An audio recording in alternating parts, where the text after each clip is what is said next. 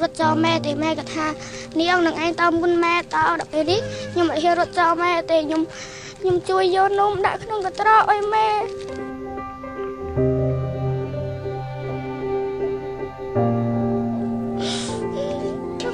ที่พ่อมีเต้ายมสนาเอายมตามตลอดโอดยมสนาเอายมกระตอนชัวมุงជំរាបសួរបងប្អូនខ្ញុំជឿជាក់ថាឲ្យតែជាខ្មែរមិនអាចភ្លេចគ្រានេះទេគ្រាដែលបងប្អូនជនរួមជាតិយើងរត់លូនទាំងយប់ទាំងថ្ងៃនៅក្នុងសម័យទំនើបនេះយុវជនជំនាន់នេះមិនដែលនឹកគិតថាបានឃើញរូបភាពទាំងអស់នេះនៅលើទឹកដីរបស់ខ្លួនឡើយប៉ុន្តែពួកយើងកុំអស់សង្ឃឹមកុំទន់ជ្រាយកុំសម្ដែងនៅភាពទន់ខ្សោយចំពោះការឈ្លានពានរបស់សត្រូវ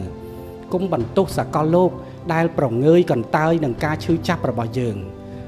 ពួកគេក៏កំពុងតែគិតអំពីប្រយោជន៍របស់គេដែរបើគេជ្រងយុត្តិធម៌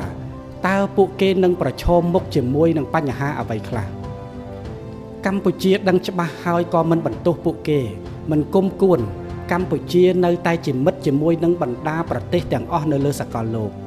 ខ្ញុំជឿជាក់ថាគ្មាននរណាម្នាក់ស្រឡាញ់ពេញចិត្តគាំទ្រការប្រព្រឹត្តអំពើអាក្រក់ទេពេលវេលាមកដល់ពួកគេនឹងនាំគ្នាជួយជ្រោមជ្រែងផ្ដល់នូវយុត្តិធម៌ដល់ពួកយើងបងប្អូនជនរួមជាតិពួកយើងមានភារកិច្ចរៀងៗខ្លួនអាចនឹងមិនសូវចាប់អារម្មណ៍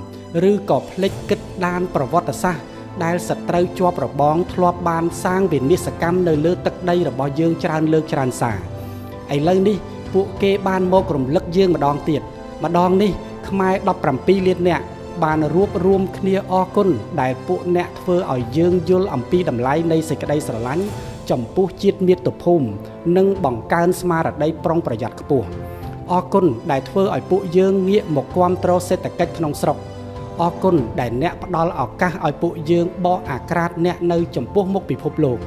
អរគុណដែលអ្នកផ្ដល់ឱកាសឲ្យពួកយើងបំបាក់អំនួតរបស់អ្នកនៅពេលដែលអ្នកគិតថាកម្ពុជាជាប្រទេសទន់ខ្សោយ